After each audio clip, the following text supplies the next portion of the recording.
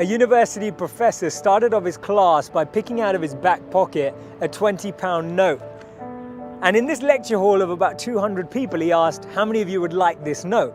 Naturally, all 200 hands went up. He said, interesting. He then said, before I let you have it, let me ask you this question. He took the note and folded it in half twice.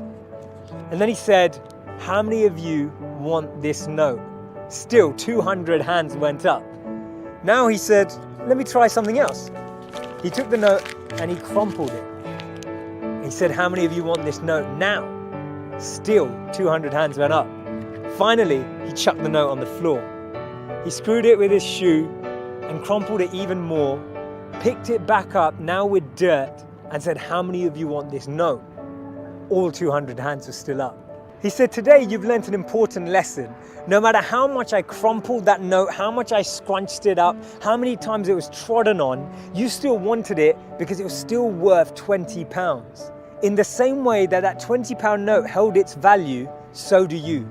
No matter how many times life will tread on you, life will crumple you, life will scrunch you, and life will squeeze you, you will always keep your value, that spark within us all of bliss, knowledge, and eternity that exists. That spark will never be taken away.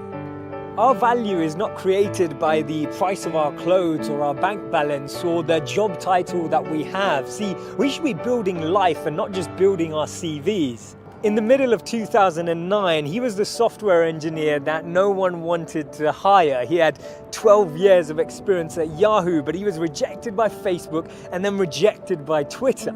He'd been to a great university. He had a great CV. But he decided to team up with one of his alumni members at Yahoo and started to create an app and focus on the startup space. In 5 years' time, he sold that app for $19 billion to Facebook. Believe it or not, that was Brian Acton, the co-founder of WhatsApp. When he was rejected from Facebook, he said it was a great opportunity to connect with some fantastic people. I look forward to life's next adventure. When he was rejected by Twitter, he responded by saying, worked out, it was quite a long commute.